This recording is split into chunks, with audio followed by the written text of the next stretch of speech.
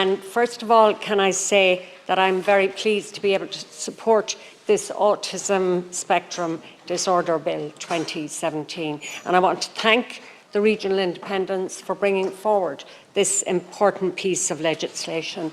Now, like many of the speakers here today, I can say that one of the issues that has been raised with me time and time again is that there can be a type of postcode lottery when it comes to the provision of services to children and adults with autism.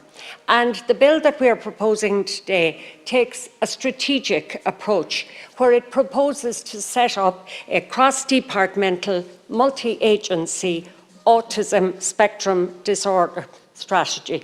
This means that the services are joined up, and that is so important for people. And perhaps the most important thing to me about this proposal is, first of all, it's a lifetime approach. It covers the entire life cycle, and that gives confidence to persons with autism and their families. And secondly, the bill assigns responsibility for the implementation of the strategy. It establishes a clear system of accountability and scrutiny relating to the provision of services to persons with autism spectrum disorder. Now, this is hugely important because time and time again, parents and advocates get lost in the labyrinth of agencies who might perhaps have one responsibility in the area but not another. So a strategy that assigns responsibility, ensures accountability and covers the entire life cycle, I think, is the type of strategy we need. Now, all of us know from speaking with parents and carers the intolerable burdens that have been placed on families and caregivers over many years, but particularly over the last year and a half. We know that waiting lists have increased for many services during that time. And I'm only repeating the words of so many politicians here today, but I too received those heartrending emails and phone calls. And the most difficult is when a parent is advocating for their child, when they see the life chances of their own child diminishing in front of their eyes. And they say to me, my child is moving backwards because they have only been able to access 3 or 2 or 5 sessions of speech therapy or occupational therapy or whatever service they badly need. And for me, that's one of the most difficult phone calls I receive. Again, parents tell me they spend so much of their energy trying to get assessments. And then when they finally get those assessments, there are so few services available, sometimes no services, and generally long waiting times. Now, earlier this year, I put down questions to the Minister for Health regarding the number of children in Sligo and Leitrim currently awaiting assessment, treatment and therapy. Now, the figures I have, Minister, perhaps are not up to date, because I know I have heard you speak in the Chamber since then about the fact that children are getting assessments. So I'd be delighted to hear maybe some statement or clarity from you on that. So I'll not quote those figures for now. I'll look for them again, specifically relating to Sligo Leitrim.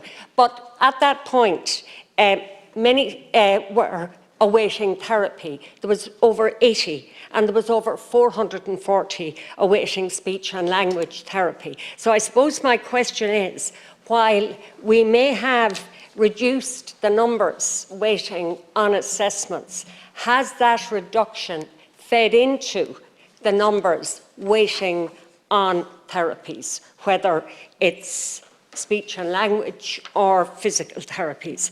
And while I believe the HSE is working to reduce those waiting lists, and again, I do accept that COVID has played a role, part of the problem seems to me, at least, to be the difference between the positions or posts allocated in Sligo Leitrim and the positions filled.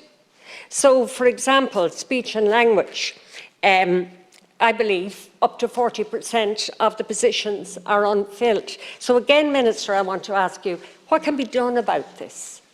We can all talk about it here and we can complain, and rightly so, bring it to your attention, but what can be done?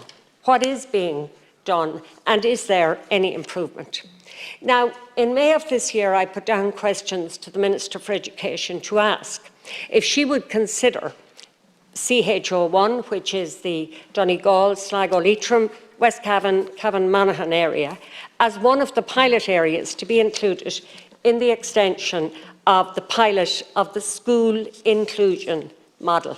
Now, the school inclusion model is based on the principle of providing the right support at the right time, delivered by a range of personnel with the relevant qualifications and skills.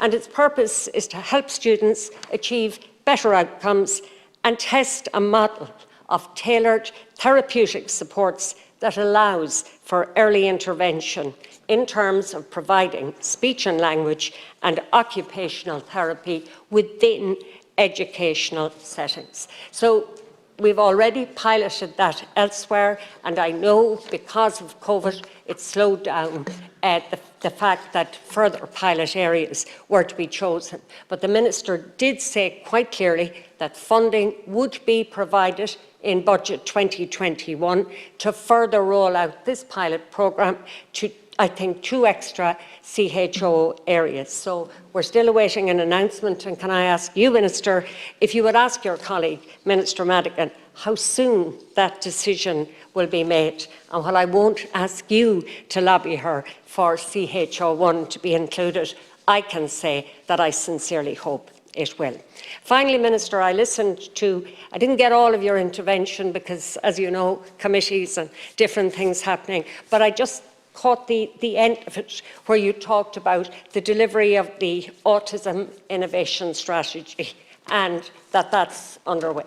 So I'm satisfied that the Government won't oppose this bill because you said, Minister, quite clearly that you support legislation or legislating for services in an equal and holistic manner. Can I finally say this bill, I believe, would certainly achieve that, and I hope it will inform government policy in a real and meaningful way. Thank you very much.